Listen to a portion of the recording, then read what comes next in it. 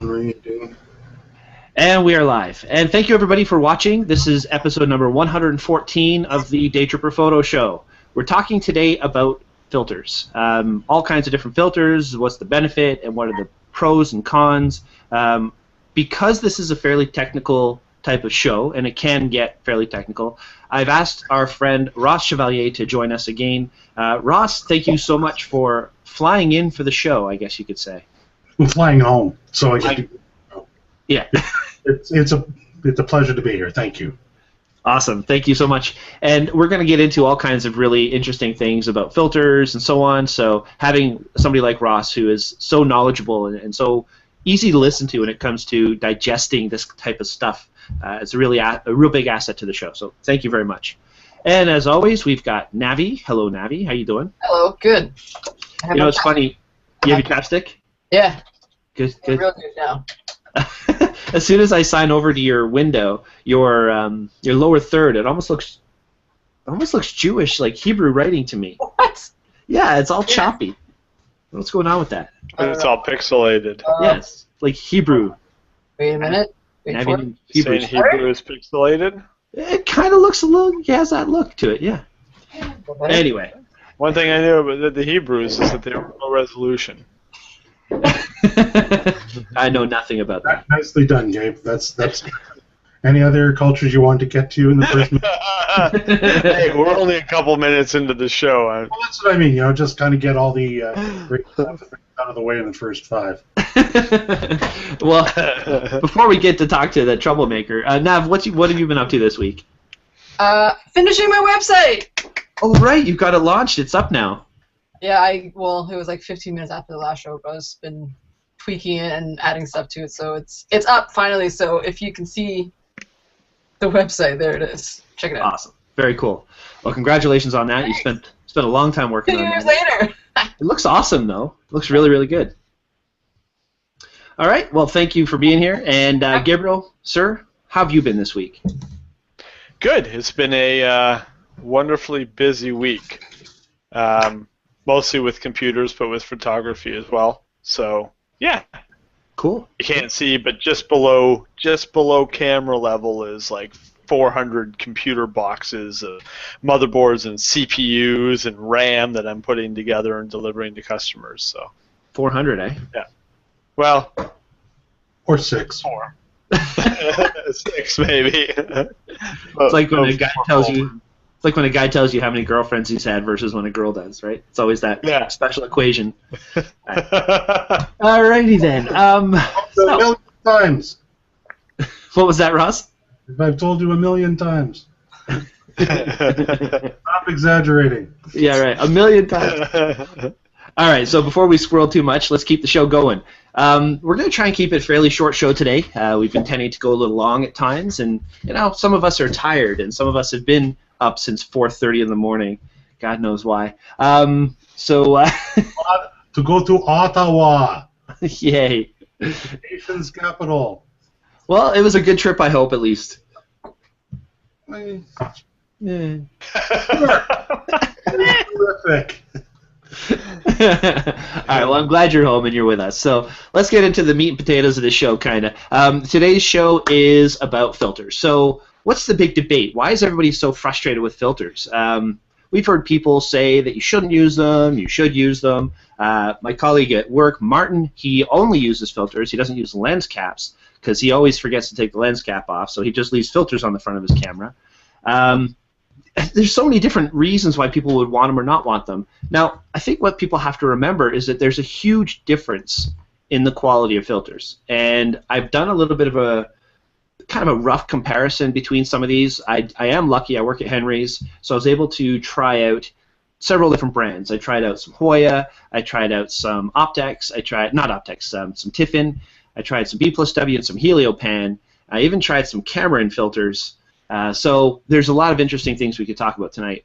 But I tell you what, whether you agree or you disagree with the points that we're going to make on the show, give us your input. Let us know what you think. This is an interactive show. We have this thing called the Q&A, which is all part of the Hangout that we're in right now. If you're watching the show, if you hover your mouse over the window along the left side, there'll be options. One of them says Q&A. Click on it. and you'll be able to ask us questions. Now, I'm not sure if, as a viewer, it just shows up automatically or not, but that's how I think you have to do it. Am I right, Gabriel? I assume that that's how it's worked, but I've never watched this show live before. I know, right? It's always you're kind of in it. So we hope that works for everybody. So please join in the Q&A. Send us your questions about filters if you have them. All right, so let's get into this. Oh, there was one more story I just wanted to kind of remind people. I started talking about it on the last week's show, and I totally gapped. I couldn't remember what I wanted to talk about. We were talking about lens pens. You know, they're our sponsor for the show, and they give us all the prizes for the show every week. So thank you, Lens Pen, for that. But when I was doing this light painting, this macro, not really macro, but light painting stuff, I was taking pictures of, I don't know, little chachis, you know, these kinds of things. And I realized that they have all kinds of dust and kind of problems when you take pictures. You see all the little dust and stuff in there. So you never realize how dusty the world is till you pull out the macro lens. Oh, so true. So I found that with the lens pen, you can get the brush side and really clean off all that dust and all that grit and stuff. So excellent, excellent idea for macro photography, not just for lenses, throwing things now. You could use it for all kinds of stuff. So lens pen, awesome stuff. Absolutely. All right. Well, that's absolutely true. Just on that subject, though, if you've got viewers who need something that's a little bit bigger, sable hair paintbrushes. That's what we used to use in the studio. When I shot the images for the guitar book, that's what we used. They work like a lens pen, only you've got a larger surface area, so it goes quicker.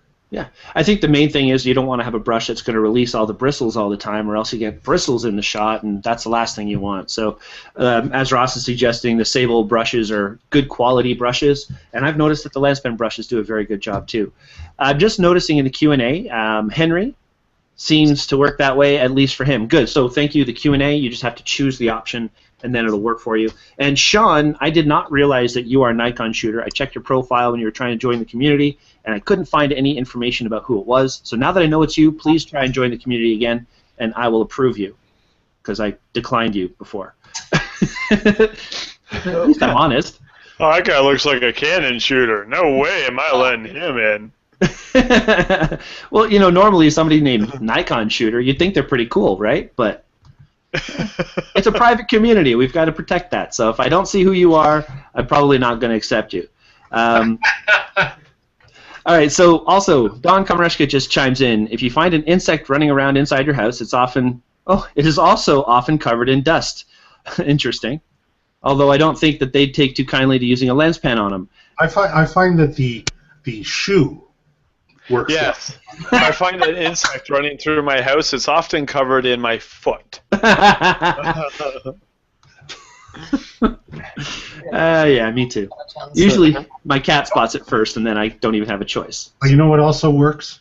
A can of compressed air upside down. Oh! You can freeze them up pretty good for later shooting. Interesting. I love Ross's little.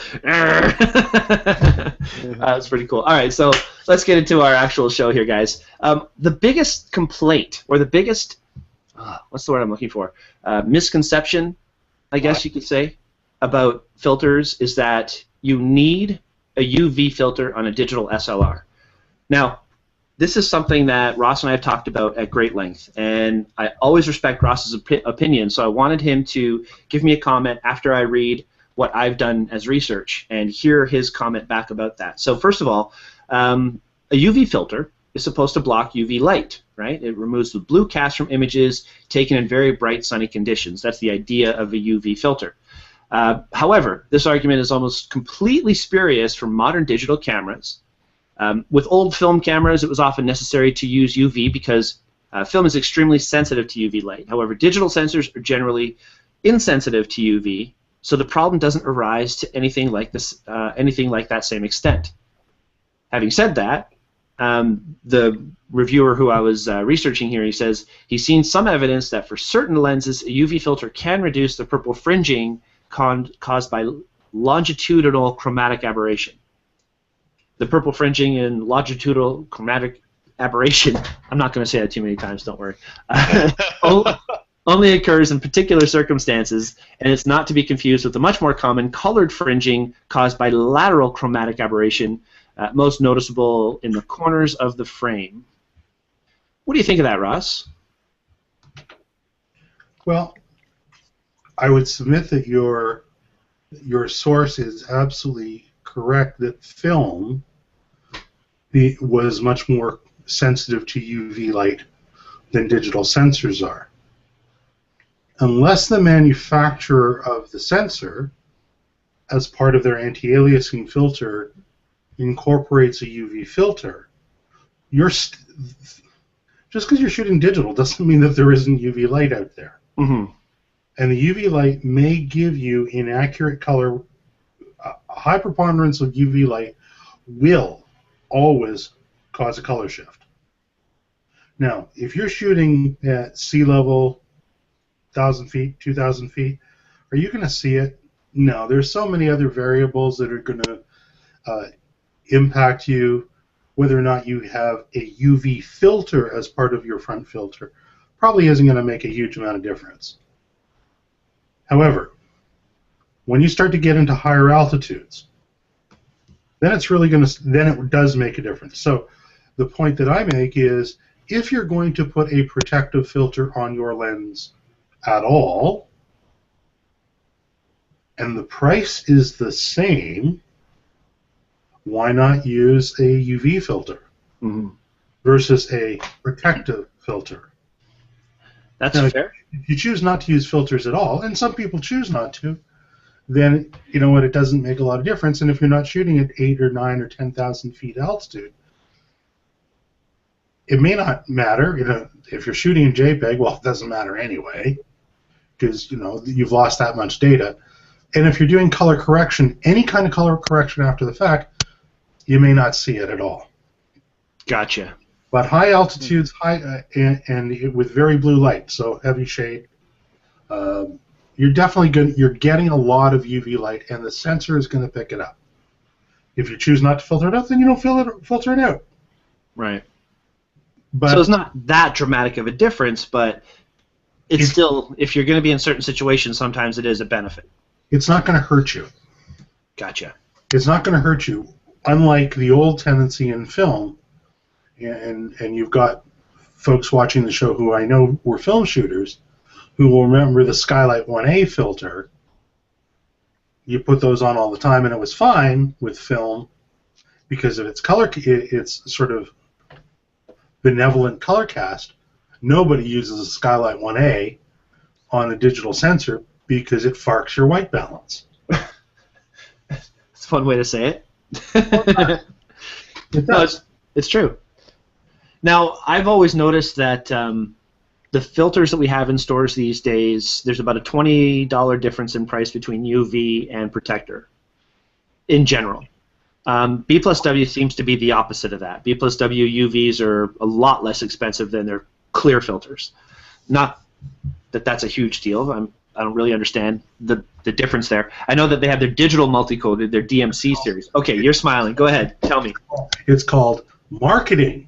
It says they said in Saturday Night Live, because people will believe anything. Gotcha. I bought mom jeans. I saw a commercial for it.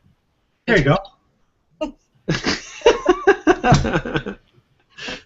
Perfect. I'll never forget the first year of Saturday Night Live when they used to do mock commercials, and I think the car was the Crown Royal, whose ride was so smooth the rabbi could do circumcisions in the back seat. Oh, God. And that was just brilliant. I'm sorry, I'm still stuck on Johnny LaRue selling grease as laundry detergent because sometimes it works and sometimes it doesn't. But, yeah, you got to love some of the marketing strategies that some people have.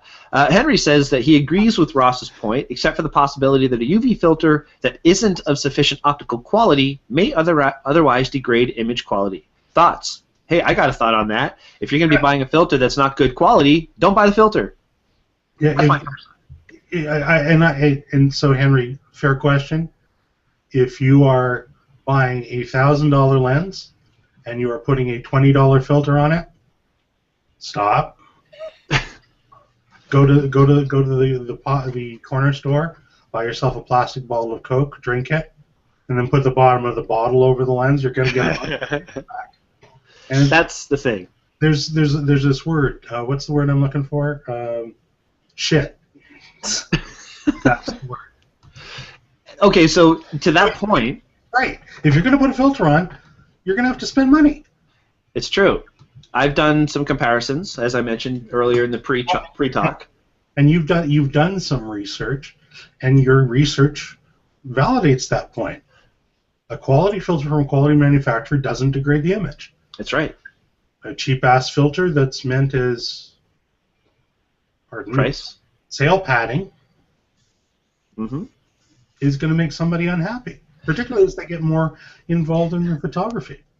They might end up taking photographs that would have been great, but they got Bob's filter on.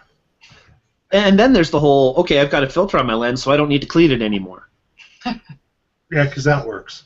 Yeah.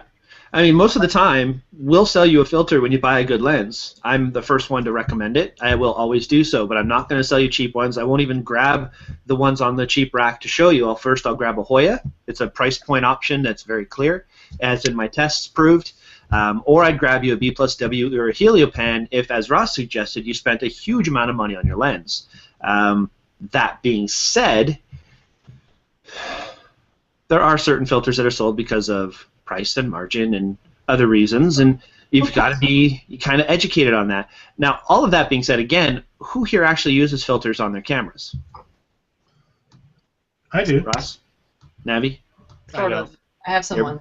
I only have, this sounds weird, but I only have filters on my higher-end lenses. Only because I dropped a lens once, and the lens hood, it was a wide-angle lens, and then it's the one with the lens hood where it doesn't come off, like similar to the Nikon one. I think it was a Tokina, I think.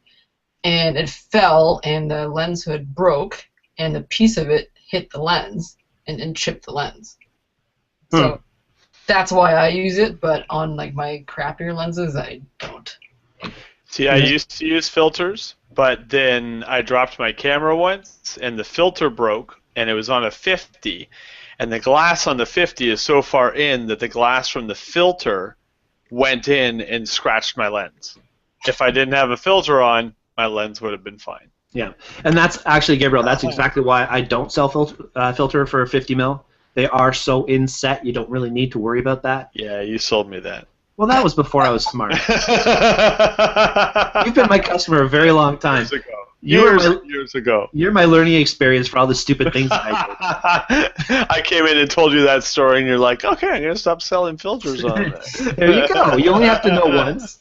So, Gabriel's your guinea pig. Do you call him Coffee or something? Only after dark. Only after dark. Okay. Okay, so let's go over here. Brian. Yeah, I know, right? Let's check out some of the comments. Okay, so Henry asks, how about the cheap-ass Hoya ordered directly from Hong Kong? Okay, now Hoya has a whole different lineup of filters you can choose from. If it's DMC, digital multi-coated, then chances are you're not going to have a lot of reflection or glare issues. It still may be cheap glass. One of the problems that Ross and I were talking about before we started the show tonight was on the Tiffin filters, they have this little ring, and on a lot of other filters, they have a little ring that you can stick a little tool in and just unscrew an inner ring so the glass falls out. I know that there have been a lot of the cheaper Hoyas that I've seen that have that ring, and Ross made a really good point earlier how if that glass is a little bit crooked and the ring is screwed on a little bit funny, you're going to create reflection. So it comes down more to which specific Hoya filter you're talking about.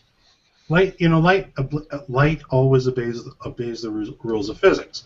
And every time you have a glass-hair-glass transition, you're going to have reflection and refraction taking place. If the two planes of the filter are not perfectly parallel, it damages the image quality. If the filter is improperly aligned, or if it's built in a poor quality ring, or the ring doesn't even thread properly, and I know we've seen this, Brian, in the store, people put the filter on and you're going to need a jackhammer to get the thing off. Yeah. And, that's not helping anybody. Now, Henry did say, well, what about these filters if I order from Hong Kong? Not to be a knob, but are you sure you're getting what you think you're getting? not to say that China is the land of knockoffs and copies, but they are. Sorry, I'll say it for you. And, I think you need to be careful. Just because it said it was doesn't necessarily mean it's a Hoya. Mm-hmm.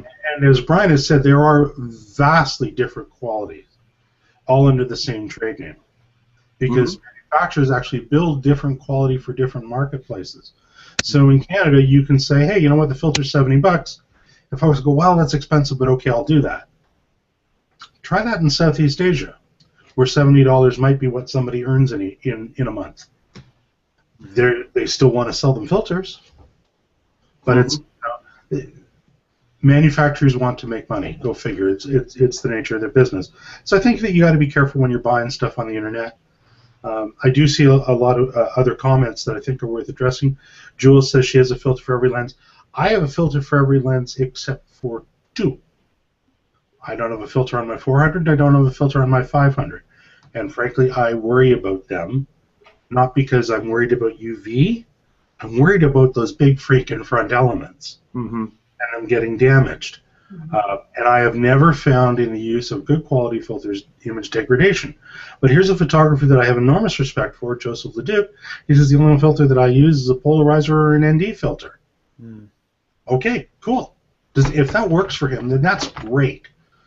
I think that's a better choice than putting a poor quality filter on your lens.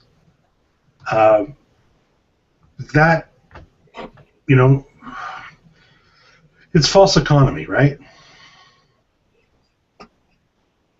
Okay. So you mean like spending too much money on a good piece of glass to protect a bad piece of glass? Well, that or putting a poor quality piece of glass to protect a good piece of glass. Yeah, perfect. So if you're spending the money on Nikkor DX lenses, if your investment makes sense to you, it matters to you, and you want some form of protection, if that's important to you, then you're going to want a Plus W or a Heliopan quality level of filter. Now, there are folks who subscribe, and I see that Don is one of them, that I don't use filters. Don says he only uses them to complete weather sealing. If that works for him, cool. Everybody has the right to make a choice. I think the point that you were trying to make, Bryan, is that if you're going to put a filter on the lens, and that's choice, don't put a crappy filter on the lens. And now how do you go about figuring out which ones are crap? Right. And that's the next part of the conversation. So, excellent. Good to bring in all the comments and stuff from everybody, Ross. That was great. It's very valid when you start getting into buying all these filters. There's so many different options to choose from. I haven't used filters on my cameras aside from when I shoot burning steel wool and my camera may be in the line of fire. I'll put a filter in front of my lens to protect any metal shards from embedding into the glass of my lens, which, I've got a filter around here somewhere I use specifically for that reason, and if you look at the filter, it's already got metal embedded in the glass. So, if I'm shooting steel wool, I'm not so picky about every little detail because most of the photo's black except for the streaks of fire. So I don't really worry too much about that. I'll keep on reusing that filter for that reason.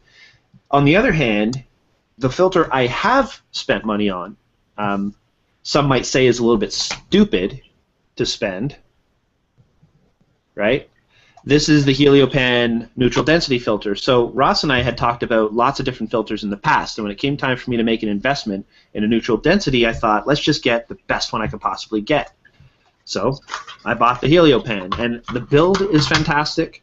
It's smooth, it's clean, the glass is excellent quality, and I've never had a problem using it. Where with the Cameron filters that we sell, Ross and Navi, we use them once, and you put them a little too far to the maximum of the effectiveness, and you get a moire across your image like crazy.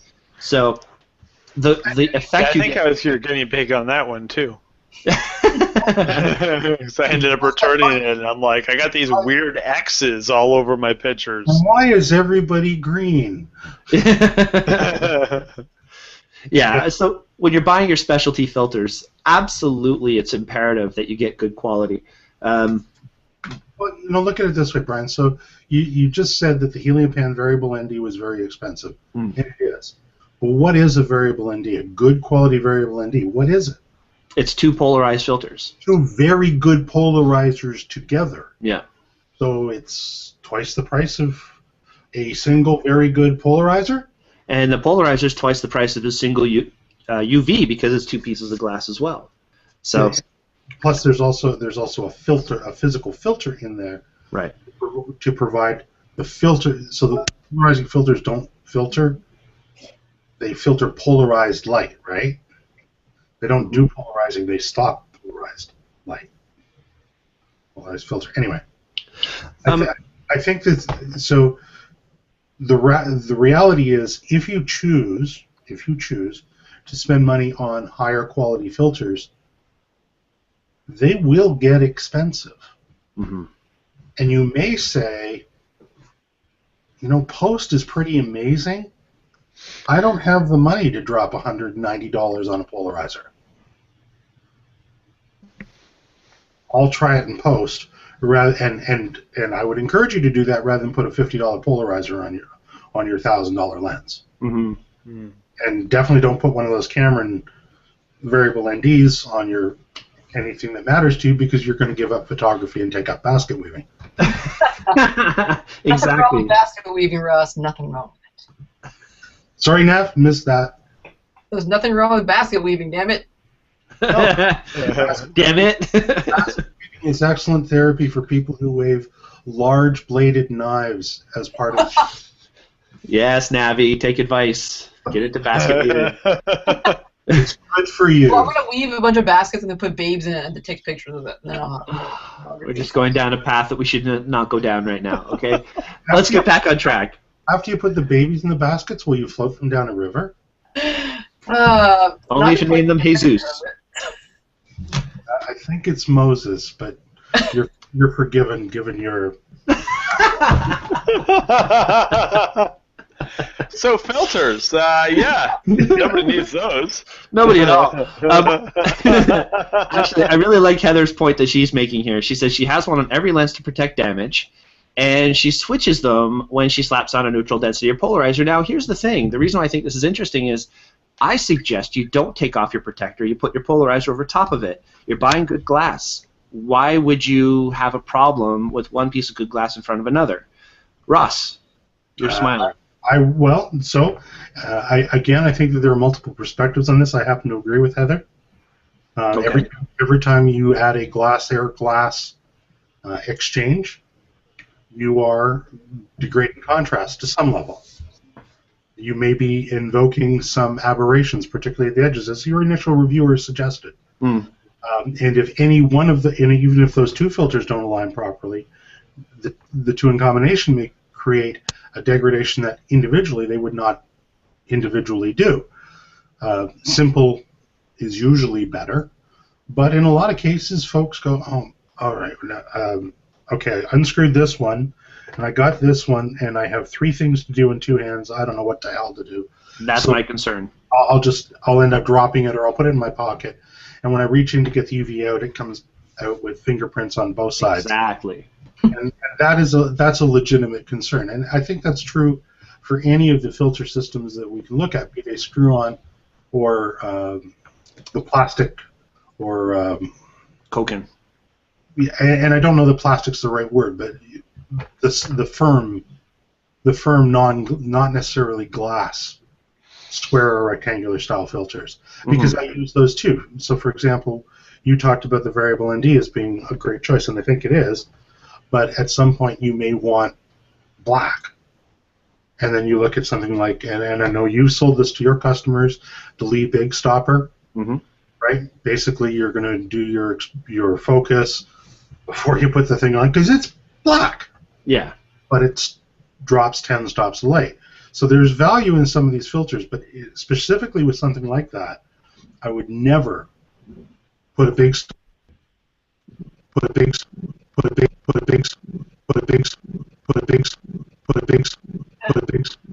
What's going on here?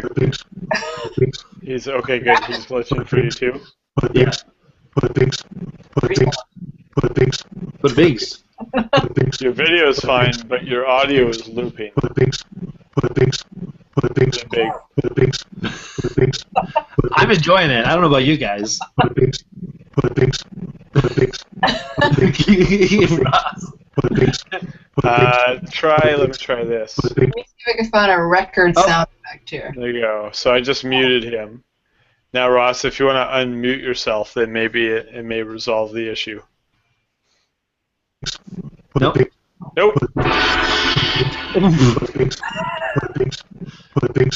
Maybe hop out and hop back in.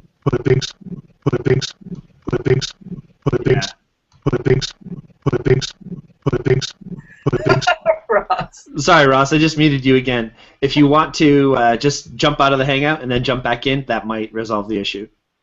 There he goes. All right, cool. So in the meantime, rapping Ross Chevalier, as Michelle says. Thank you for that. Martin says he uses filters on most lenses. He doesn't have on his Sigma 150 to 500, but he's heard it argued that high-end lenses have such good glass that it's almost impossible to scratch them. I don't want to take that risk. There's a lot of mythology out there. Yeah. Definitely, anything could be scratched. There's it's made out of space glass. Space glass. And to be frank with you, the 150 to 500, as much as I like it, it is just a standard piece of glass on the front element. So, Martin, I would recommend filters on a big surface of glass that's exposed at all times. Sorry, Ross, you were rapping Ross there for a few seconds. I have no idea what I was talking about, so it doesn't matter. Okay, cool. So we'll move along, and basically I was just getting into Martin's question, how he says that he's heard it's almost impossible to scratch really good glass. I don't think so. No. I mean, some glass like the Nikon 1424 or any of those nano-coated lenses, they claim to be more scratch-resistant, but they're not scratch-resistant. They do give you a coating, which is great, but it's not going to prevent a gouge, or you put your camera in your camera bag and you have a bracket from your tripod mount sitting around in there or something, and that falls on there. It's definitely not going to help with that. I've got a 2485 that I use for all of my macro and pretty much all of my landscape on my full frame, and it has a chip in there, and thankfully it hasn't gotten worse. But the only time it's a real nuisance to me is when the sun hits it, and then I get lens flare all the time from it. So that's what you really want to avoid. If you have any scratches or imperfections on the front element of your glass, you end up with all these other refractions of light problems that come through. So the point of a filter is to protect your lens, stop it from being scratched. In some cases, there's the colored filters like the polarization, not colored, but it's going to help you get richer colors that actually give you a visual effect filter. And a neutral density, so you can slow your shutter speed down quite a bit so you can get that nice soft, milky looking water, or blur people in a scene if there's a lot of motion on a sunny day. That's kind of where I think of when I'm talking about filters, is getting into filters that give my photo a benefit, but then there's protection, and that's a benefit as well. All right, so Henry, no, I don't think I could dance to that either. You just needed a beat, that's all. Yeah. You were a little late on the music there, Navi. What's up? There's no good sound effect. There's a no little something. scratching or something. Best I got is this. That was great. Okay, so I did get back to my comparison of filters, and this is what I found. Okay, so I have a high-tech specific, very scientific list here of this test that I did. I went through a comparison of Tiffin UV haze, Cameron multi-coated protectors, Heliopan UVs, B+W UVs, and in my experience, I was stacking up to 5 filters in front of the lens at once. And the only filter brand that I used that really made a difference in the image, noticeable, was the Tiffin UV Haze 1. Now, I'm thinking it's because it's a UV haze filter, and it's the cheapest Tiffin filter we sell. Otherwise, the B+Ws, the Camerons, they did well. Cameron multi-coated filters, they're one of our cheapest filters, and they were very clear. Now, the difference is the surrounds that they use are aluminum, not brass, like you'll find B+W or Heliopan use, and they do bind together quite easily. So there was a few times with the Tiffin, the Cameron, and even the Heliopan that I had some real trouble separating the filters from each other and from the lens itself. More so than with the B+W. Their big brass surrounds are just huge and no problems at all with any of those things. Now, one thing I've noticed, and you guys can correct me on this, when you have a filter break, it leaves a dent in the filter at most times, and that dent will cause the filter to either shrink, compress, do something, and it will bind that filter to your lens. More often than not, when I see a lens break, or I should say a filter break, it's very difficult to get the surround off. You usually have to cut it off. Do you guys have that same experience? Just basically what I see at the store. Yeah, and we do see that a lot, don't we, Navi? Yeah. It's usually, when it's broken, it's very hard to just go, open like a jar. Usually, I usually get you to use your cutter thing. So yeah. Multi-tool. Yeah, well, exactly. That's the problem with these cheap aluminum rings. And one of the other things that you're going to find is that the reason that they use brass in the B+W and the Heliopan rings is they typically won't bind to the filter mount on higher quality lenses. You put that on a very high quality filter on a cost leading lens, could bind up there just as well, right? I mean, let's acknowledge that there are lenses out there that have plastic filter mounts. Mm-hmm. And that you might even wonder about, oh boy, am I degrading the image simply because the accuracy of a plastic mount isn't going to be there?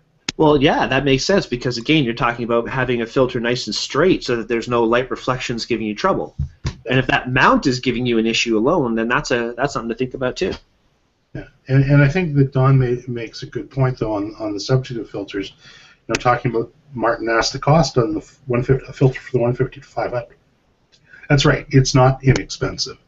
And Don has the experience where he's seen a front element get damaged, and it was actually cheaper than buying a filter for it. And I've heard the same thing. Mm-hmm. I've heard that from sports photographers who say, look, I shoot a 400 2.8. There's nothing for that. If I lose the front element, it's going to be $600. But if there was a filter big enough to fit the dumb thing, it would probably cost $800. Yeah. So, hey, fair point. Fair point. Yeah, there are some pretty massive filters out there, and some camera lenses don't even allow for filters, like the Nikon 14 to 24.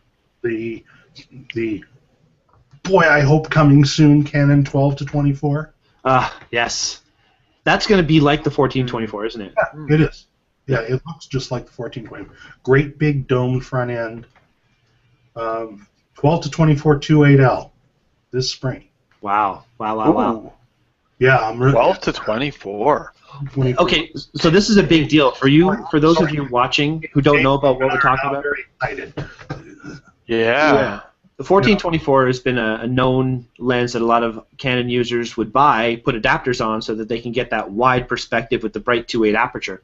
So for Canon to finally, after all these years, come out with their own nice bright lens, it's a great thing. Did you catch that condescending tone, that passive-aggressive tone in his voice? It's hard to miss because it's subtle like a hippo in a bath.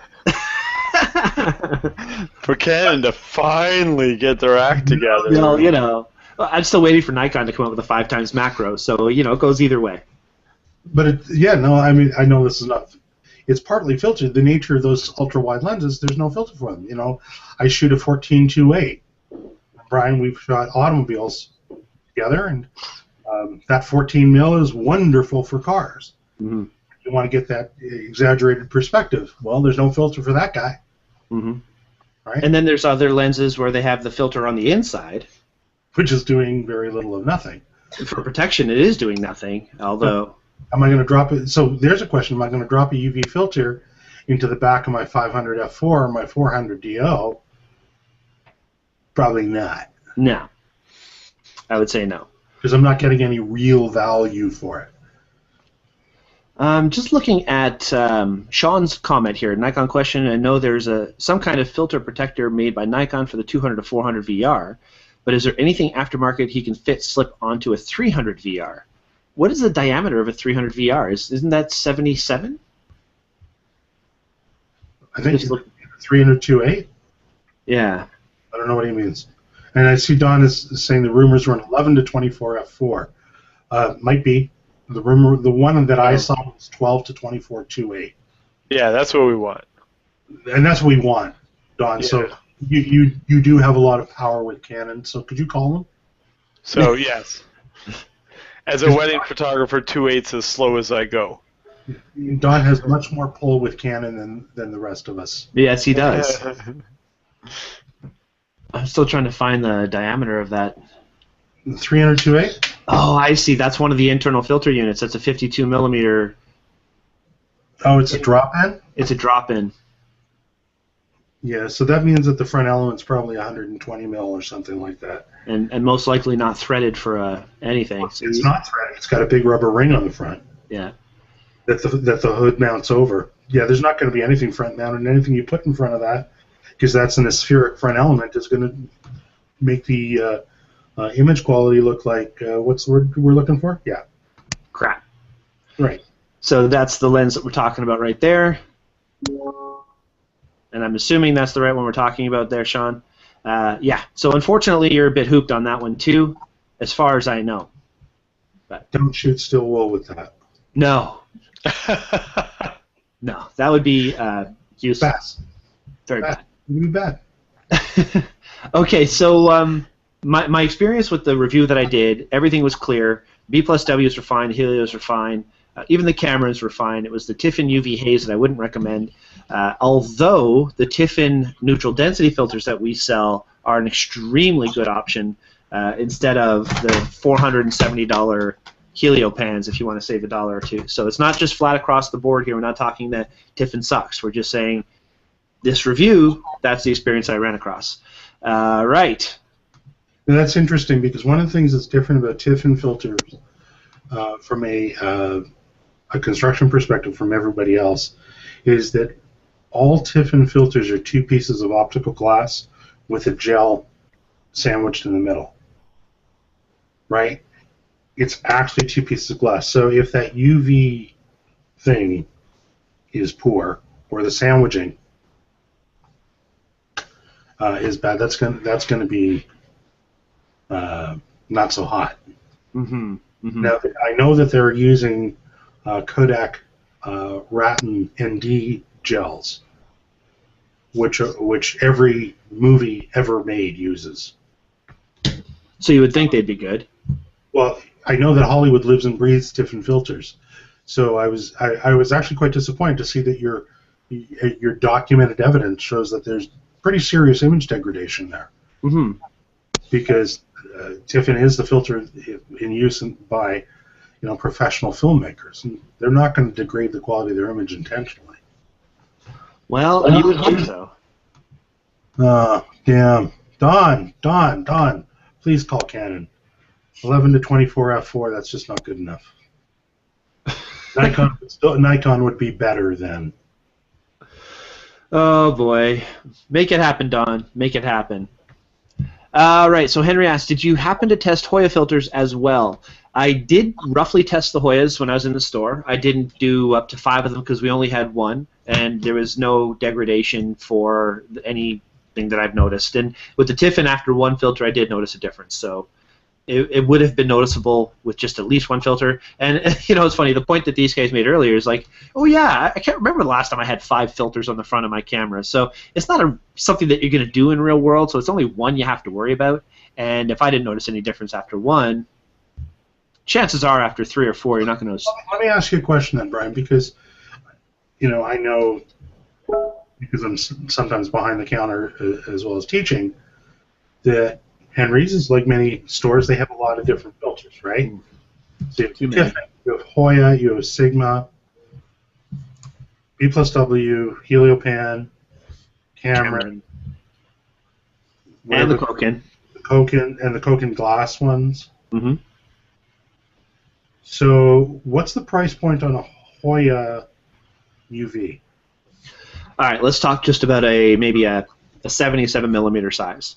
Sure. So for 77 mil Hoya UV, you're looking around $100, $70 to $100. The protector would be about 65. What's the 77 mil Tiffin UV Haze 1? It is probably about $50. Lower. You think? 29. 29 for a 77 mil? Yeah, so, gee, I wonder what I'm getting for my money. There's a difference, right? Think about it. But a lot of folks are buying, they get their first camera, right? And it comes with an 18 to 55, so it takes a 15. You're talking about a filter that sells for $17.99. I wonder if that is anywhere near the quality of a filter that sells for $59.99. Right. It's not all just padding It's not our all pockets. It's not all just markup. Right. No, You know, you have to be. W costs more. You do have to be an educated consumer in this world. You have to understand that there are differences. And if you're going into a store where you feel you can trust an opinion, sometimes you kind of have to listen to that opinion. But you have to be careful, too, because there are folks who don't know, or they're driven by the spiff list. Mm-hmm. I mean, Just look, make sure you're not the salesperson's guinea pig. I'm sorry. I'm sorry.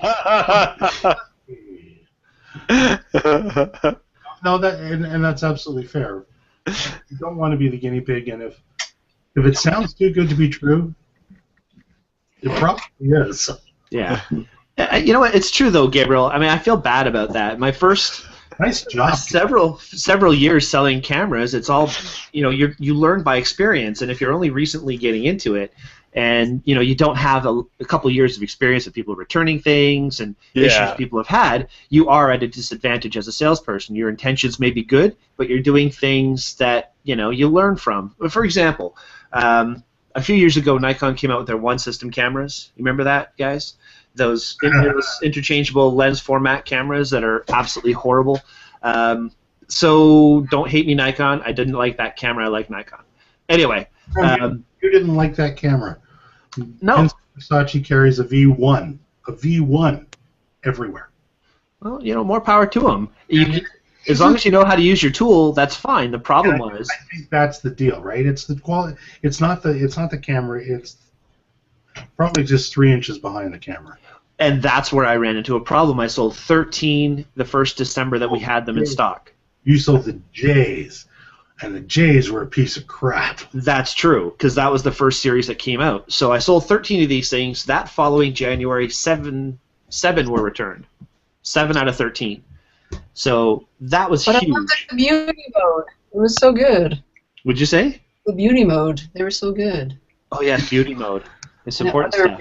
Quite random. Yeah, another great idea, like the Coolpix A. Oh, man. That's like $300. There's been some bad cameras. The point is that sometimes you will sell some things because you were educated that they were beneficial to your customer, and then once you see them start to come back, you realize that they're not so beneficial and they're a bunch of crap and don't sell them anymore. Yeah, so you learn from your mistakes, right? And Gabriel, I hate to say it, but you've been one of my longest customers, and yeah, you did have some of those situations with me. But luckily, I've been doing it for a long time now. I'm honored as well as enraged. All right, let's go to these chats. Now, I know that Navi and Ross both had to bail a little bit early tonight. Navi, are you still good, or do you have to get going? I was just waiting for you to finish so I can bail. Okay, so why don't we say goodnight to you tonight, Navi? Thank you so much for sticking with us. As always, you're just a blast to have on, and great experience to lend to the show. So thank you very much. All right, I will see you next Wednesday. Okay, see you then. All right. Bye-bye. Bye-bye. All right.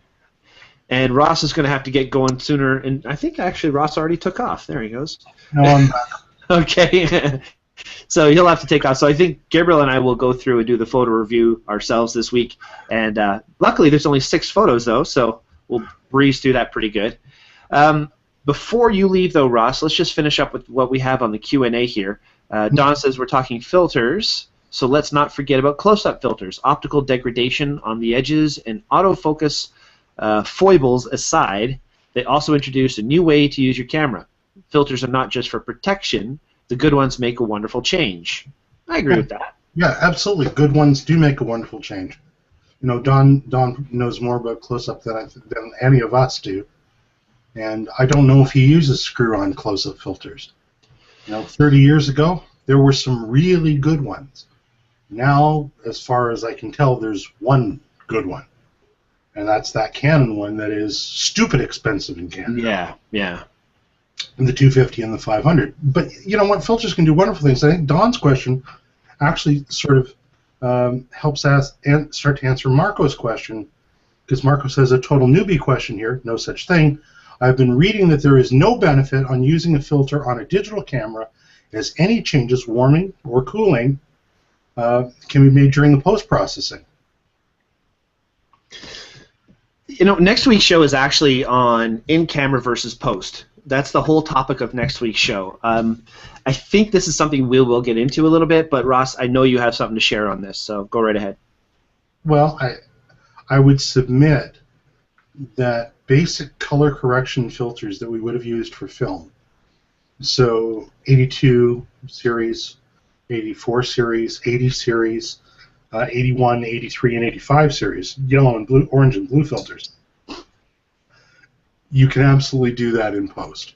In fact, you can get all manner of plugins that will allow you to screw the virtual 82A onto the front of your digital camera well after the fact, and you don't have an image that has been artificially adjusted. But to Don's point, there are some filters that you cannot do in post. Right. A close-up filter is a good example. A polarizer is a good example. A neutral density filter, you can't add 10 stops of neutral density to slow a waterfall in post. Right. So, you just can't do it. It's a great question that Marco has asked, because, sadly, there are folks, and, Marco said, well, it's a newbie question, and I don't think he's being fair to himself. It's a good question. Mm-hmm. The internet is full of stuff, right? Oh, no, never do this, or always do this. It really comes down to you, and to look at what people like Don Komarechka does. Look at what people like Versace does. Look at what people like Rick Salmon do. And there are going to be some filters that are going to be camera only. And there's going to be a bunch that you may not need to use ever again. Mm-hmm. I literally have a case of glass color correction filters from when I shot film, and the only place that I can possibly use them is on my Sinar, because that's the only thing I'm shooting film in anymore, right? And to answer Andrew Tomlinson's question, yes, all his customers are guinea pigs. As all customers should be. If you think about it, I mean, we're all learning from every experience we have, and as I mentioned earlier, luckily I've been doing it now for a while, so most of my mistakes have been made. Let's just put it that way. Although we're not all perfect, so that's where conversation has to come up, and that's where we have to discuss the real differences. And sometimes some people will buy a filter because they're told at the time of purchase, "Oh, you can't buy this camera without buying a filter." And then sometimes they're told, "Okay." I don't know if you could possibly have said that. No, I don't know anybody who would possibly just tell you that you have to have a filter. Best is the best.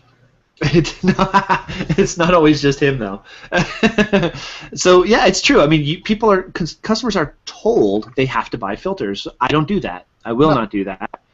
I will suggest that when people are buying lenses that have a big piece of glass on the front, that they do buy a filter. And most of the time, I'll grab a protector filter, not a UV. If you tell me you prefer a UV, I'll sell you a UV, because you have a reason to buy the UV. If you want a polarizer filter, I'm not going to sell you one for every lens. I'm going to sell you one for every diameter of lens that you own.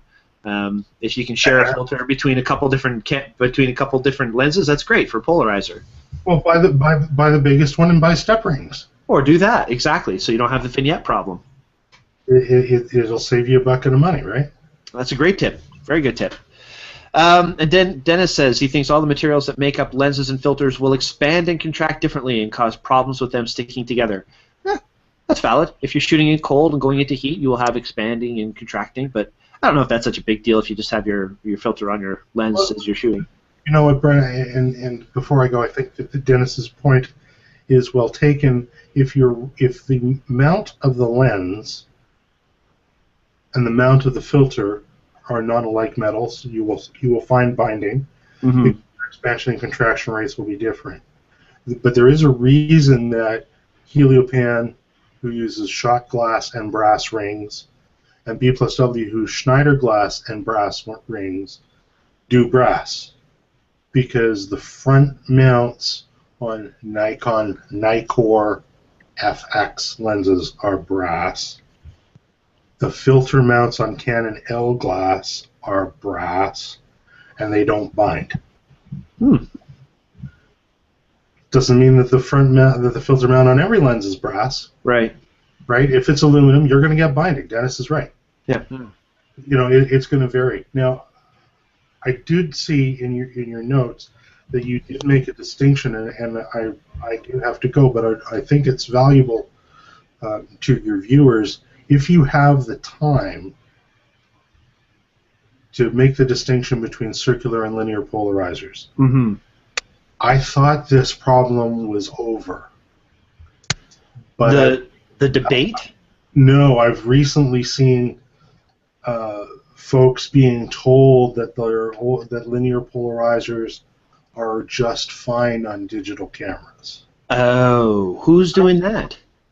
Well, there are some sellers, and there was a recent, relatively well-known internet post suggesting that there was really no difference. Okay, so let's talk about this. We're talking about polarized filters here. They're with film cameras.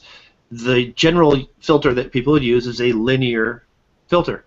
Linear polarizing filters were the first types to be used in photography, and it can still be used on non-reflex or older SLR cameras. However, cameras with through-the-lens metering and autofocus systems, pretty much all DSLRs, they rely on optical elements that pass linearly polarized light.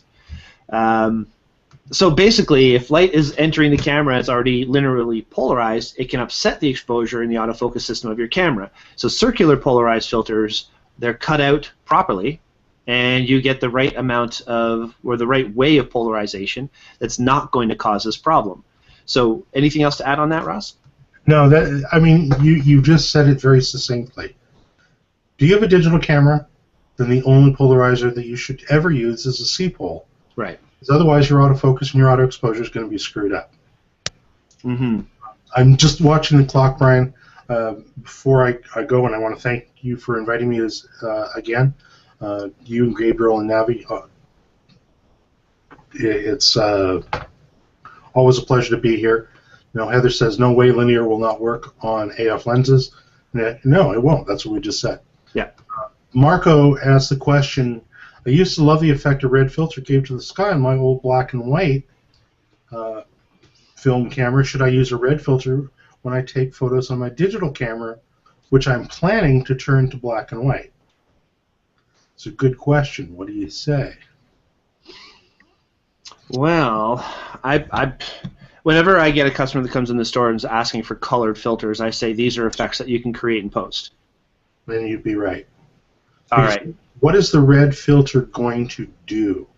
Red filter will cut out red frequency and also stop your autofocus, wouldn't it? Well, wouldn't no. it mess with infrared focusing? It will stop its complement. It will stop blue light. Okay. You know, in a bare sensor, 1/4 of the pixels are blue. Right. So what are you going to get? You're going to get all green or red. You are going to get just a disgusting color shift. You are not going to get the darkening of skies. So your answer to Marco is bang on. Film dealt with reflected light. Digital deals with incident light. Gotcha. To Marco's question, if you love the look of a red filter, and you're not alone, Marco, Ansel Adams love the look of a red filter, use a red filter in post. Use Perfect Black and White, use Silver Effects Pro, use any of the post-production tools. Heck, just ramp up the red filter slider in Lightroom or Photoshop or Capture One, and you're going to get everything that you wanted with your digital image, and you don't have to carry a red filter around. Which, to Brian's point, by the way, anything that uses any type of contrast comparison or infrared for focus checking will collapse and die on a digital camera. So there's a few reasons that you don't want to get into that. There's no value add. It just creates complexity and junk. Very cool. I want to thank you very much for the invitation. It was a real pleasure. Gabriel, always a pleasure to see you, sir. And please pass my... Thanks for being on. Will do. Cheers, guys. Thanks, Bye-bye. Ross. Thank you so much, man. Take care. Have a good night. Good night. Well, good looking. It's just me and you now, kid. Looking around. You've been pretty quiet most of the show, so I figure now we can... Yeah, no, I don't. I mean, you know, you guys are more knowledgeable on filters than I am, mainly because I just don't use filters. I have a neutral density and a polarizing filter, and that's it. So, you know, I and then I have a drawer full of the UV filters that I bought at one point that I no longer use anymore, and I don't use lens caps. I don't use filters. I just throw my lens in there, you know, look at the bag before I put it in. When I pull it out, give it a quick blow, and away you go. And that's why we have lens pens, right? Yeah. Yeah. No, we've had this conversation in the past, and I hear where you're coming from as far as using filters. I just, you know, working on the sales counter and seeing customers coming in almost on a daily basis with shattered filters because they had their camera in their camera bag and they set it down a bit too hard, and then it broke the filter. Or, you know, you had your camera on a tripod, and the tripod took a header, smashes onto a rock, breaks the filter. Like, I can think of so many situations where I've saved a customer's lens just because they brought it in, the front element was smashed. They're freaking out because they spent $1,000 on this lens, and all it is smash that they see when I just kind of go over the garbage can, knock off the pieces of glass from the protector filter, and their lens is perfect, and there's no problem with the lens. It's focusing fine. So more often than not, when I see a smashed filter, the lens is fine. When I was doing my research for the show, everybody was making comment how when the filter smashes, generally the lens will break too. I don't see that. I see the exact opposite of that. Most of the time, it's the lens that survives. The filter smashes, you take it off, you replace it, and you move on. So, you know what? There's both sides of the coin, and it's just experience that leads me to recommend any way that I do. So, ultimately, I'm always cool if somebody says no, they don't want to buy something, but I'm certainly going to recommend it because I've seen a benefit. Right. That's all. All right, well, that was interesting, and thank you, everybody who watched, for your amazing participation, your comments, and all the things that came through. We had a lot of people viewing tonight, and you guys really came through with your questions, and it really added to the whole experience. So thank you so much to everybody who commented, and we're going to get to our photo review because it's getting late, and we want to get to it. So, Gabriel, would you mind doing a screen share? Sure. Awesome. Let's do that. Repeating window of doom, and here we go. Perfect. So first you could see Robert's photo was the first one submitted, and it was funny. He came into the store, and he's like, I have an idea for a picture. He goes, I was going to ask if I could borrow a 50mm lens, and I just happened to have my camera on my hip, and I'm like, sure, here you go. Took it off, handed it to him, and he took off with my lens, and, you know, he came back a couple days later, he returned the lens, and he made this awesome photo. So well done. You had a vision. You went after it. You worked hard to create the look you were looking for, and this is a really fun shot. So great concept, and I feel it was very well executed. And what's cool is I think that individually, Gabriel, these are two really nice photos. Like Yeah. He's got a great shot of the goalie, and he's got a great shot of the lens. Now, you know that this is a composite, right? Gabriel? Yes, it's sorry, I was coughing. Oh, okay. That's muting my mic. Yes. There's a little bit of a giveaway on the editing on the left side there. Yeah. See, that was my only critique for this one too, Robert. Gabriel's right. It's a really nice job, but unfortunately, if you get really close, you can see around the aperture blades there's a bit of a, I don't know what you would call an inconsistency maybe. I think maybe the feather edges tool would have helped a little bit in this case. Yeah, if you'd maybe put the hardness down a little bit, or there's the white line. Is my mouse showing up? Yeah, it is. Yeah, okay, white line along there that just sort of gave it away for me. But, you know, I had to look closely, and somebody that doesn't doesn't have the keen sensibilities that I do. No, I'm just kidding. Well, it's true. I mean, we know what we're looking for, and Yeah. there's a lot of situations. Like I had a photo critique with Don Komarechka. He's my master in the Arcanum, and he pointed out a few things in the post processing that I wouldn't have noticed, and I didn't really key in on. So it's through experience that we notice these things, and that's why we try and do a critique, is to give that experience back and to help everybody make better images. And I can tell you, right off the bat, Robert's photography has just skyrocketed. I've said this before. It's really great to see when people have a passion and they work for a goal, and then they just keep on going and they keep on trying new things and experimenting with different techniques. And Robert's definitely doing that. So, kudos. Yeah. One thing I would say, a dead giveaway with this is seeing the brightness of the background here in comparison to here. Like as soon as I see that variation there, I know that something's been put together. So if you go in and brighten these corners, then it's going to make the photo seem a lot more consistent. That's a great tip. Very cool. All right, well, let's move along and check out Tammy's photos. So these are fun also. I mean, there's a lot of really fun shots that people have submitted this week. What I love about this is a lot of the experience that Tammy wrote in her posts. Is she said that this was a big learning process. She had a lot of different things that she had to learn, how lenses, you need to have a bright aperture, you need to shoot with higher ISO, you need a specific shutter speed. I mean, she went over this whole list of things that she had to learn and study just to get to this point. So first of all, congratulations on that. You put a lot of effort into your photo, and that shows. The faster shutter speed. Sorry, go ahead. No, it's just one of the tips that, whenever you hear professional photographers being interviewed and they say, what tip would you give to new photographers?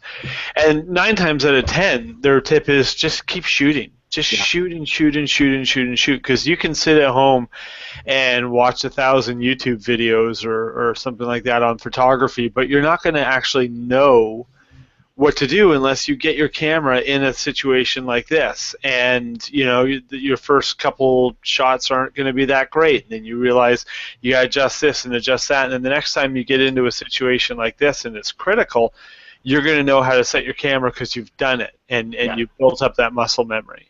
Exactly. You're building up a database, and we say this all the time on day trips, right, Gabriel? You have to build up your database of experience, and this is why we started Daytripper, to put people in positions where they can actually make things happen and have reinforced opinions right behind them the whole time.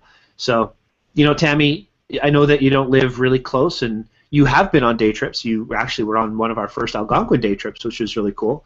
But you're getting out there and you're getting the experience yourself, and you're doing research and you're putting it into action. So excellent stuff. And I love the nice tight crop you have here too. Getting in close and cropping in close, especially with swimming. Well, first of all, it's going to eliminate all those people in the background. All the kids cheering themselves on, or parents off in the side or anything like that. As much as if you're trying to tell a story that could be interesting, I don't think it really lends well to a photograph. And your close, tight crop on both of these images really draws you to your subject. So I really think that's great. My question, though, would be the color. If you look at this one and then the previous one as well, the blue of the water is a totally different color blue. So I'm thinking, is this post-processing?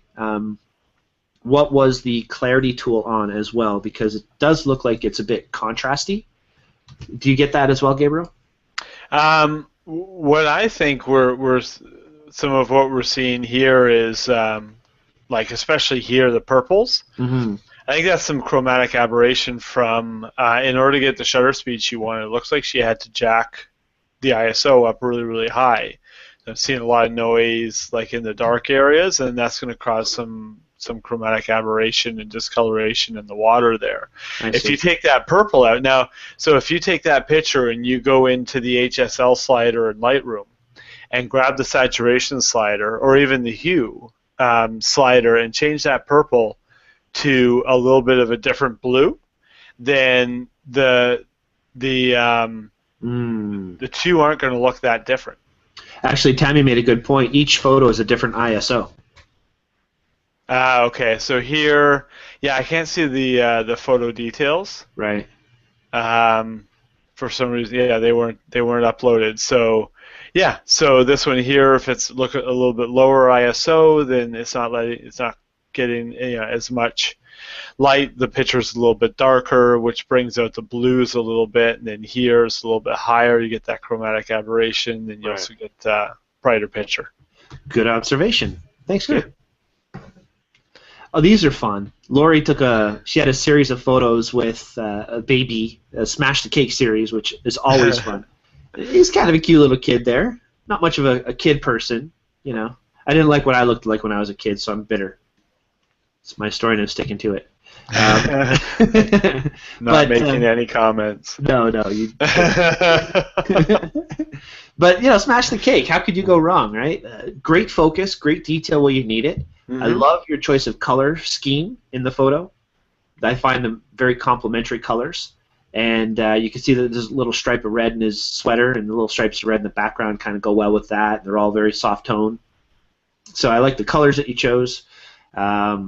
Lighting, it was actually commented that your lighting was excellent, very natural looking. Mm-hmm. So I got to give you credit on that as well. I know lighting is something that you've been working a lot on, so it's definitely showing. If I were to be picky at all, I'd probably say something about composition. Like in this shot that you're showing here, Gabriel, is the edges of his feet are cropped off. Right.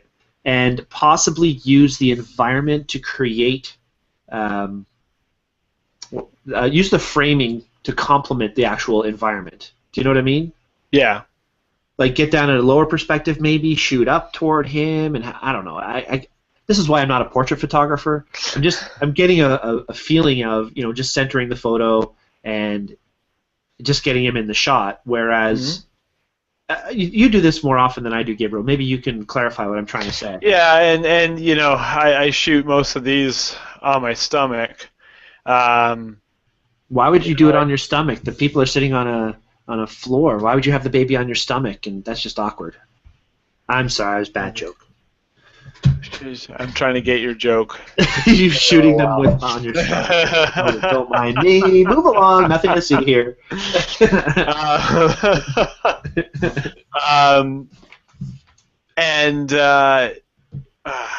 forget where I was going with that. You get down low. You're on your stomach. You're getting a different perspective. Yeah, and yeah, so it can be difficult. You want to get either straight eye to eye or even a little bit lower. I'm trying to pull up one that I did the other day, but it's not done, so I'm not going to. But yeah, and then it can be hard because when you're shooting on a backdrop, so that just looks like sort of strands in the background to create sort of more of a colorful background. Yeah. Which is nice. So if you zoom out any further, all you're going to see is a backdrop stand and maybe some lighting. There's not a lot that you can do in a situation like this to use your background as a natural frame. Mm-hmm. So because of that, you have to make sure that you have them, framed in the photo properly. Right. So have the eye leading off the shot, or have. Yeah. That's kind of what I was thinking, like with the with that photo there, that little this one here, the one with all the cake everywhere, the after shot, which I love. Yeah. And again, I love the photo. I look at it and I think it's cute and I enjoy it. Yeah, it's nice. It's sharp. I'm just being picky in this case, I would probably have had him cropped more toward the left. So if you take away the left side and have the feet kind of off to the side, have the open space on the right side, not the left side. You'd probably get a little bit more of the cake over here. Right, exactly. As well. And so again, just a picky. Yeah. But I mean, they're great. This one here, the only thing that bugs me with this one is the balloon. I know, it's kind of like a balloon halo. Yeah. Yeah, but all in all, fun photos. I had to look at the picture for a long time before I noticed that, right? Because my eye is drawn into here, watching what he's doing with the cake. Imagination reels as to what that cake's going to look like in a couple minutes, and yeah. So all in all, great stuff, and I know that you were nervous about the shoot, so well done. You did a great job. I love the whole series, especially ending with the whole messy, everything. So awesome. Okay, Rachel. Very cool stuff. Again, my first initial instinct when I saw this is, it kind of has like a Benji vibe, a very curious-looking, cute dog. I love the focus. I think your focus is excellent on the leading eye. And I think that you have just enough depth of field to have good focus on the nose to the eye, which isn't easy to do. So, excellent stuff. Now, there's no EXIF information, so we can't really tell what settings lent to that effect. But I do really like the photo. My only negative on this shot would be the centered crop once again. Normally you have a dog photo like this, I'd get in a bit closer and leave the open space to the left so the dog is looking outward into the edge of the frame. You know what I mean by that, Gab? Yeah. Yeah, so it follows the dog's, where the dog's looking. Yeah, it may make it a bit more dynamic, that's all. Yeah. But all in all, my impression is, something I'd be totally happy to have of my pet. I think it's a very cute I think a lot of that dynamic is lost in the, this is a 1-to-1 frame ratio. You're seeing a lot more of that with Instagram and things like that. And I think a lot of that, those compositional tricks are lost when you start changing the aspect ratio. Like, I like to shoot a lot of my, or at least edit mine in 16:9 because it gives me a lot more leeway to change the crop and add more of that. Whereas if you're cropping into 1:1, if this shot were more to the right, because it's a 1:1 aspect ratio, it would probably be a little uncomfortable. Right. So, no, that's a good point. We don't know. I mean, maybe there's somebody in wearing a pair of shorts with hairy legs standing right here, right? Yeah, so maybe. You never know what's right. I mean, especially if it's a dog show or something like that, then they're usually pretty busy. It could happen. So you never really know. But if there were any critique I'd give on that photo, that would be it. All right, very cool. I submitted a quick shot. Obviously, we're not going to give a whole critique to my photo, but These have been pretty cool. Your light painting stuff, this one and the one that you did the other day have been really impressive. Thanks, man. Appreciate that. It's fun, and the reason I wanted to quickly stop on it for, not any kind of long pat myself on the back or anything, but more so to say this is something that you can do anywhere, anytime. Like, I've got the setup right here already set up in my room here. You can see I've got the table, I've got everything all set up ready to go. I'm just going to put some props on there in a little while and get out my light painting brush that I've created and get back to it. So it's something that you could, set up very easily and do anytime, and it's just so fun and you can get so creative. I'm just at the tip of the iceberg right now. There's so much more that I think I can get into with the whole painting effect, creating waterfalls in the photos just by light strands, or adding textures by flipping it out of color to black and white, and so on. So we all know where this will end. Zombie wrestlers. Light painting zombie wrestlers. Oh, that's a dream. Oh, that'd be so great. Oh, you could be so many ideas. Okay, so let's get away from my photo here and let's move to You actually weren't supposed to think that was a good idea. Oh, it is a great idea. With bubbles, frozen bubbles. All right, so Mark, I gotta say this was an interesting photo. My first impression is it's extremely eye-catching. Get it? See what I did there? Eye-catching? Yeah. Okay. But even though it's just the eye, there's actually quite a bit going on. And all the textures of the eye, the eyebrow, and where the makeup is flaking off on the left side, and the taper of all the color pattern and the tones of colors that he used, or that was on the eye here. I have to say though, even with all the detail that's there, and it keeps your eye wandering around, which is always a good thing, your eye is eventually going to lead to the pupil, and that's the aperture. That's the whole point of this photo challenge. Is he's using the eye as aperture, right? Right. What do you notice about the pupil of the eye? It's dark. It's dark and grain, noisy. Yeah, noisy, which makes it look soft, right? So we can see that Mark had his ISO at 1000, and unfortunately, it did seem to. I don't know if it was because of the ISO or potentially you tried to brighten up just the eye part separately in editing. And sometimes when you do that, it creates a very grainy look as well. But the sharp part of the photo. Oh, Michelle says, what? No rim shot sound effects? No, Nabby has left the building, okay? Our sound effects specialist is gone. It's very sad. It's very sad. But I'll see what I can do for you there, Michelle. Anyway, yeah, so for me, it's a little bit lost in translation because I'm not getting that sharp pupil of the eye. How do you feel about that, Gabriel? Yeah.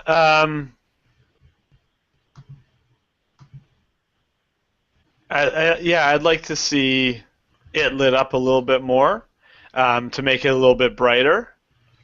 And then if it was lit during shooting a little bit more, then it wouldn't have to be brightened up in post, and then it would be a little bit cleaner. Mm-hmm. So my thought would be flash. You know, if you add a little flash into the equation, yeah, you could or lower even your ISO. even just get a 100-watt bulb and throw it in a directional lamp. Sure. Because all you need is or even a reflector underneath to just bounce some light back up in there. I think ultimately the point would be fill it in with a little bit more light so you can see the pupil, maybe get a catch light going on. And that would definitely make it a more impactful aperture photo. Yeah, you're right. It's a good photo. I like the photo. I love the coloring. I love the detail, everything like that. I like the lashes and everything. But you're right. It's right in the middle here because it's so dark. It looks like you lose some of the patterning and you lose some of the uniqueness that is the eye. That's exactly it. The eye is an extremely unique, fascinating thing, and that's just what you're losing on it. So, great job with the concept. Unfortunately, we need to get the aperture sharp. That's all. Okay. Thanks. Rock on. Rock on, buddy. And the last photo. Go ahead. Roses and ice. Oh, cool. It's very interesting. What's up with the EXIF data recently? I know. What's up, everybody? You're not putting EXIF data in there. Maybe through your editing. I'll tell you what's up with this one. This is a multi-layer stack. Oh, okay. So when you stack that many images, it's quite a bit of processing. My new indie band. Multi-layer stack? Yeah. That's actually a really cool name. Yeah. Can I be in your band? You can be lead vocals. Nah, dude. You don't want that. Trust me. Navi's the drummer. Navi's the drummer? What happened there? You're fired. All right, well, we're squirreling here a little bit. That's cool. What is? Ooh, pardon me. Okay, so yeah, this is a really interesting shot, Steven. I love the fact that you spent so much time to create the clarity in the ice. He says he used distilled water that he boiled, I think, twice. Oh, cool. To make the water as clear as possible. The secret. That's the secret, I guess, because it's very fantastic. The depth of field is really well done. You have great depth of field in the shot. Yeah. It's a very good twist to the aperture theme. And my only thought is about lighting. Now you can see he mentions in his comments that he used 2 lights, and you can kind of see where they're coming from, right, Gabriel? More. Yeah, there's one coming from up above that's creating this shadow down here. Right. And looks like there's one from the other side that's creating some highlights along there. Exactly. So my first thought would be where would we want that light to go? So my thought is I'd want to see the center of the rose. Yeah. So this is where I would even bring out like a little flashlight and just shine it. Or snoot it down, yeah, exactly. And funnel that light to the center of the rose. Bring your flash down from a lower angle, maybe get it in there. Maybe even use the ice like a fiber optic wand kind of thing. You know, ice will conduct that light through it. So shine it at a different angle into the ice, and you might get that light right up inside. That might give it a bit more pop. But overall, really cool photo. Yeah, it's a very interesting photo, and I love the way that the lines in the ice sort of go different directions here, and there's a lot to look at. Yes, for sure. And it's an interesting process, and it's obvious that you worked really hard to make the shot right by going so far as to choose the different kind of water to use it well. All right, so that's pretty much all. When you see ice that isn't in whiskey. Is that what you're drinking tonight? No. I'm all out. Yeah, me too. No more props from me. Okay, so we have to pick our winners for this week's photo challenge, Gabriel. Did you see my choices in the notes? Yes, and I agree with them. Yeah? Wholeheartedly. Perfect. Okay, so we're going to go and we're going to give our first place prize. I should probably share again. Yeah, you could do that. That would be very nice. All right. Okay, you all set? I'm all set. Okay, so the first place prize for surprise is Lori's picture, the cake smash, the final photo, smash number 3. This one here? That one there. There you go. I just love messy kids. That's my story. Good focus on the eye, isn't it? Good catch lights, nice clarity. Exactly. Really well done, Lori. Good job, and good effort on that. Well done. A little slow with the sound effects, but I'm getting there. Okay. And first place for aperture this week goes to Robert for his photo of the hockey player through the center of a lens. This one here. There it is. Found it. Awesome. Very awesome. Fun photo. Well done. Great concept. And well done creating the concept. Good pulling it together. Yeah. Excellent stuff. And thank you so much, Gabe, for doing the screen share. No problem. All right. So next week's photo challenge. We might as well get that out there right now. Next week's photo challenge. Remember, we have 2 challenges. We give a challenging challenge and a general challenge. For the general challenge next week, we're going to say it will be peanuts. So it could be, peanuts. Or it could be other kinds of peanuts. Who knows? Go and have fun. Peanuts. I just happen to have a bag of peanuts here. So that is your general challenge. For the my pencil got stuck in my head. I don't know what to do about that. For the challenging challenge, we're going to give the challenge of creating a special effect without editing. Ha! Because next week's show is on something really cool, which I blanked on. But next week's show is on, post versus in camera. That's right. So next week we're going to talk about, what is the benefit of doing all your shooting in camera versus editing it afterwards in post. So many people shoot in black and white. In camera, which creates a very unfortunate acronym.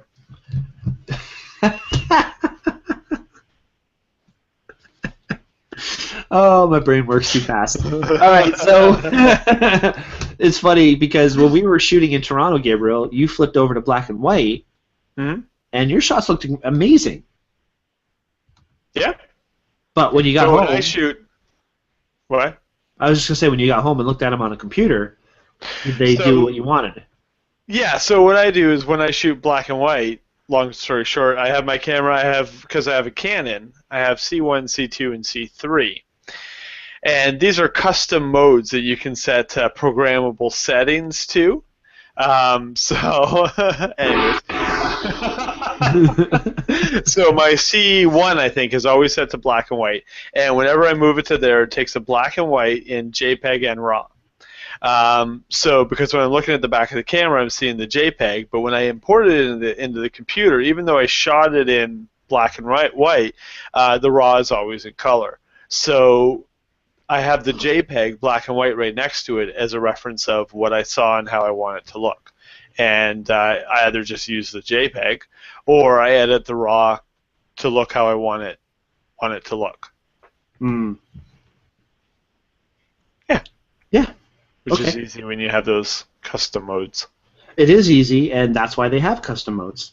Yeah. Now, we did get a few comments in the Q&A, and I was a little bit distracted here, so I apologize. I didn't give you the reaction you were looking for there. But Steven says the rose was actually about 3 inches back from the edge, and he had problems getting the light on the rose itself. So it makes sense. I'm sure that you worked hard to try and get that light right on the rose, and it's really hard to say exactly what would have worked because obviously you were there, you were in the environment that you were in, so you know how much ability you had to do things. But I think, you know, your photo with the rose is inspiring me to try that type of thing with the light painting, which could be a lot of fun. Mm-hmm.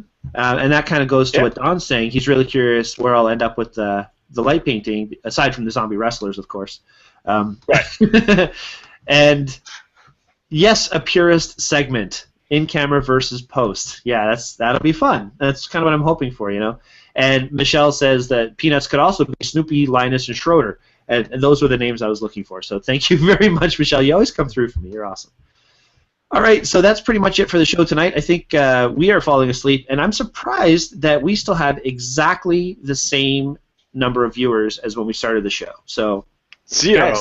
Guys, a whole total of... There's quite a few, actually. There's quite a few viewers, and I really appreciate everybody watching our show. Oh, yeah, we love the live viewers because we get a lot of good feedback.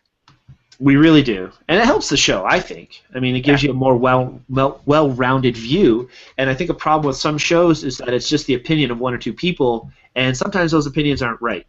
So Interesting. There's that. Exactly what I'm used to. But it's nice having the viewers chime in and give us their 2 cents. So before we say goodnight, I just want to remind everybody, if you're watching this show on YouTube, after the fact, please click like, subscribe, share this with your friends. Let the world know that you enjoy our show, because we have fun doing it, so we hope you enjoy watching it. As well, don't forget to join the community on Google Plus for Daytripper Photo. It's where all the magic happens. That's where we have our daily photo contest announcements. That's where we post the links to the show. That's where, you know, you get all your questions answered right away if you have any at any time of the day. I know it sounds weird, but it's true.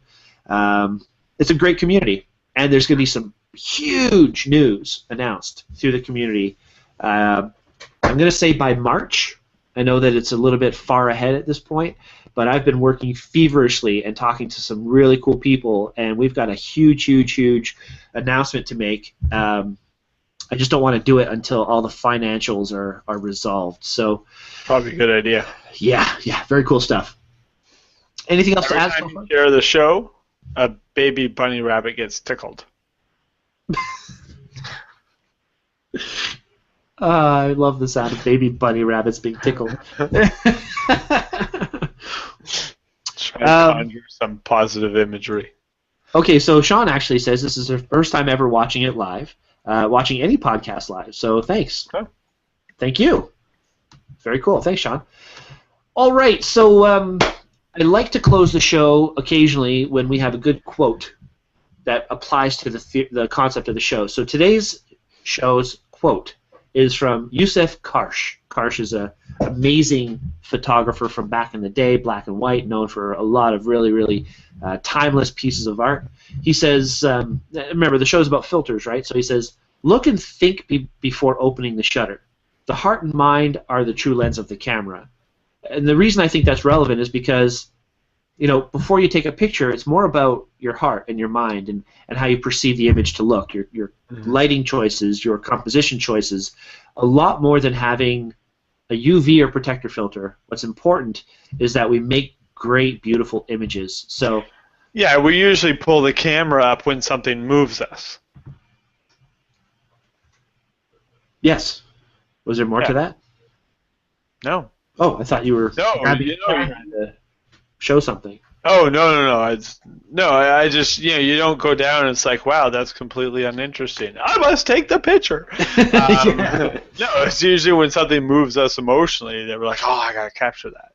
Exactly. Whether it be a sunset or, you know, blade of grass. So the heart and mind are the true lens of the camera is Yusuf Karsh's quote. So thank you very much for watching tonight. Cool. Thank you to LensPen for supplying us our prizes for this week's photo challenge and every week's photo challenge. LensPen, I mean, these guys are awesome. We use them all the time. I know that I blab on and on about it, but seriously, if you don't have a LensPen, you should. And if you want to submit your photos for our photo contest, you may win one. So thank you, LensPen, for all the support you've given us and you will plan on giving us in the future. And, of course, thank you, Gabriel, for spending the entire session with me here today. Thanks for having me. I'm the only one that survived. I killed them all. Killed them all. All right, guys, that's it for us tonight. Thank you, everyone, for watching, and I hope you enjoyed the show. Take care. See you next week. Have a good night.